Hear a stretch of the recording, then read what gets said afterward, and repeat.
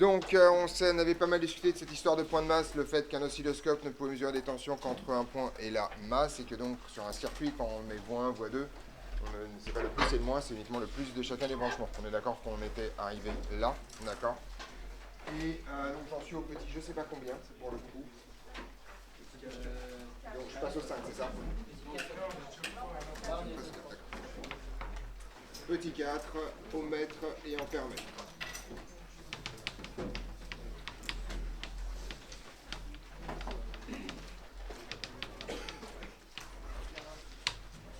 Voilà.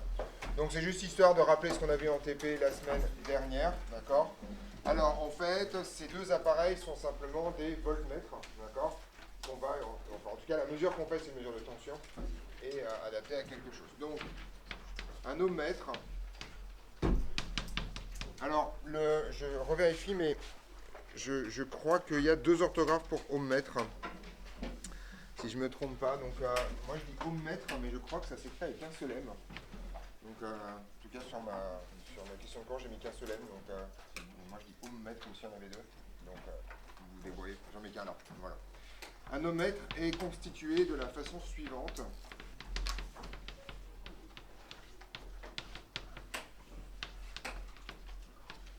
Alors, il y a plusieurs façons de le représenter, mais dans le principe, c'est ça. Donc, en gros, vous avez un générateur idéal de tension dans cette histoire, d'accord, E, qui est en série avec une résistance RI, en résistance interne, d'accord.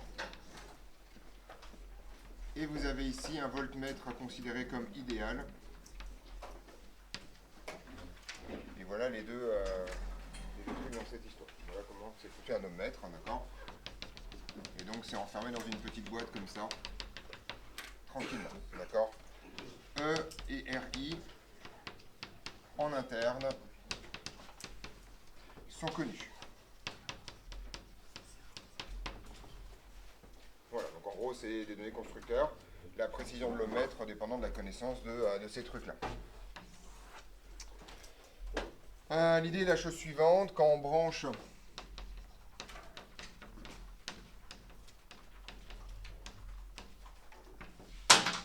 une résistance R, on a donc la chose suivante, donc vous avez votre circuit comme ça, votre résistance interne ici, vous avez branché votre résistance R à mesurer là, et ce que vous mesurez comme tension, c'est la tension ici, d'accord?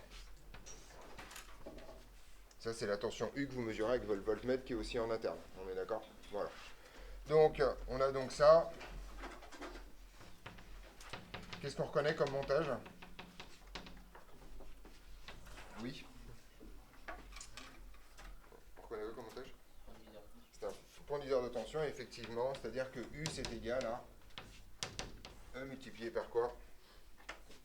C'est bien de le reconnaître, c'est mieux de l'appliquer. Ouais. C'est effectivement grand R sur grand R plus RG.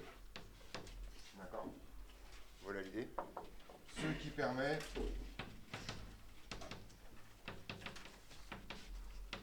de calculer grand R. D'accord? En général, RG est très grand. D'accord? C'est comme ça qu'on sélectionne les calibres.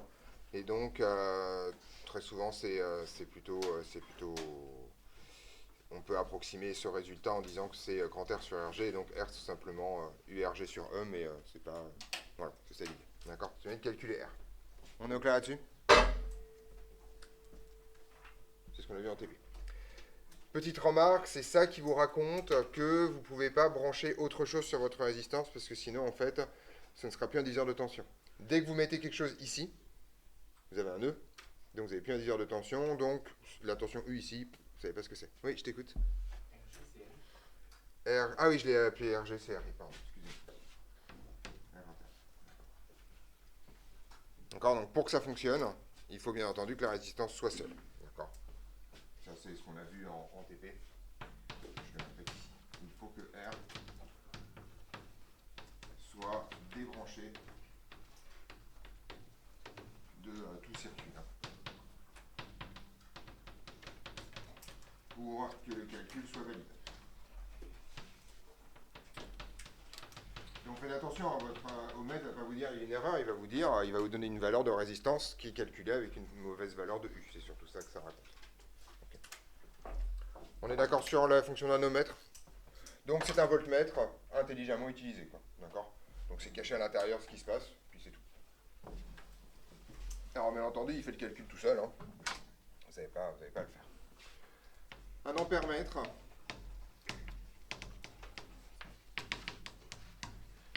est constitué de la façon suivante.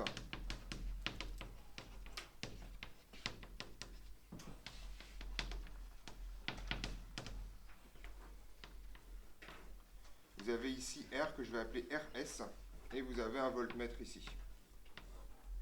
Et donc l'ampèremètre, en fait, il a ces deux bornes ici, comme ça.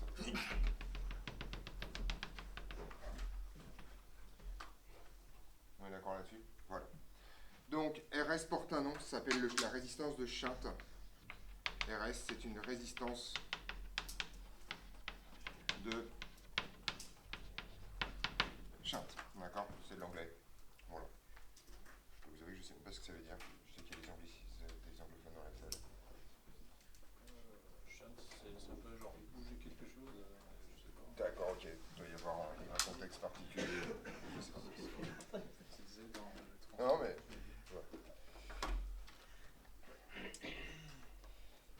Enfin, en général, ouais. Chanter en électricité, c'est-à-dire court-circuiter, ça a un peu le même genre de sens. Donc, voilà. Alors, l'idée, la chose suivante, c'est que, en fait, quand vous branchez l'ampèremètre, vous allez donc le brancher dans une branche, d'accord?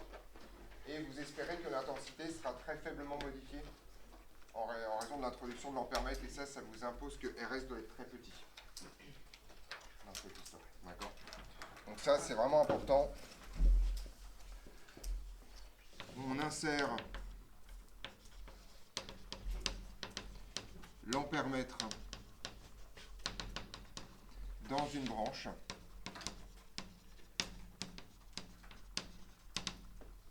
C'est-à-dire qu'en gros, vous avez un circuit comme ça avec une intensité I, et puis vous mettez votre ampèremètre là-dedans, comme ça. D'accord? Ça, c'est équivalent en fait à mettre votre résistance de shunt ici, et avec votre voltmètre ici.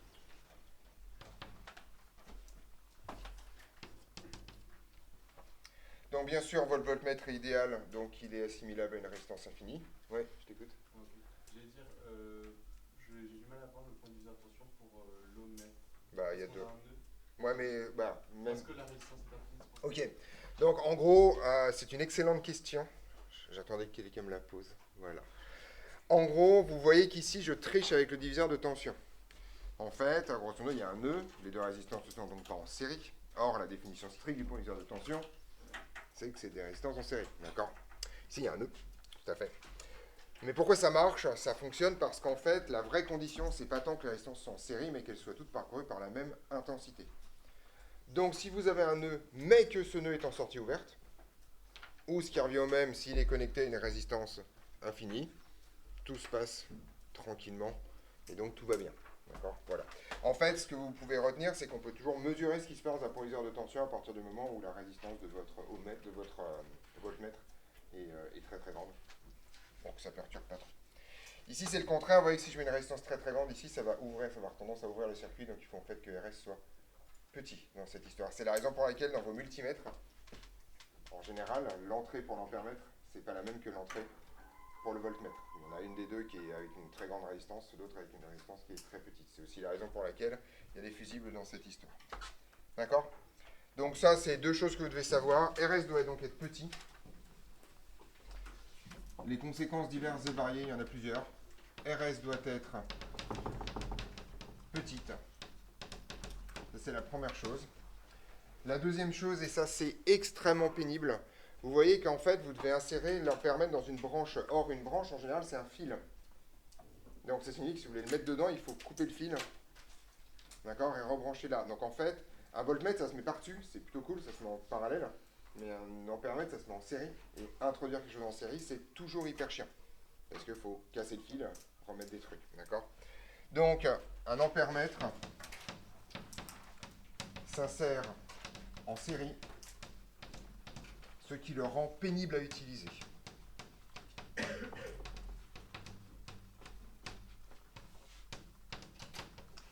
Et en fait, ça va m'amener à un point qui est extrêmement important, que en fait, à un calcul près, mesurer l'intensité dans une branche revient à mesurer la tension de n'importe quelle résistance dans cette branche. Vous êtes d'accord qu'à un calcul près, avoir accès à l'intensité, c'est avoir accès à la tension bornée de résistance. Une intensité, c'est simplement U sur R. D'accord ? Et donc, en fait, de manière générale, quand on vous demande l'intensité, la première chose que vous devez vous poser comme question, c'est pas comment je trouve l'intensité, c'est comment je trouve la tension aux bornes de n'importe quelle résistance traversée par l'intensité qui m'intéresse. Si vous avez fait des exercices ce week-end, ça a dû vous arriver, ce genre de calcul. Ouais. De Shunt, S-H-U-N-T. Et donc ça c'est la dernière chose. Donc de manière générale,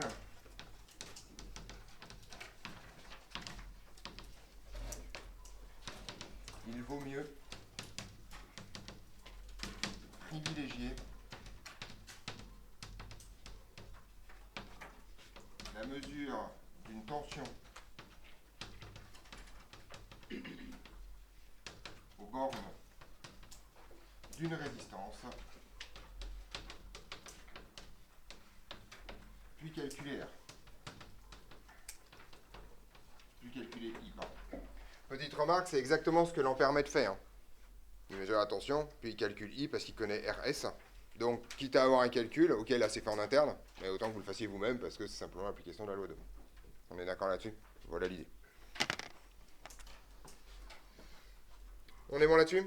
Donc, ceci termine le premier chapitre d'électrocinétique et vous connaissez l'intégralité des théorèmes d'électrocinétique. À partir de maintenant, on va tout simplement appliquer ça dans 3 chapitres successifs avec des niveaux de complexité qui vont monter au fur et à mesure.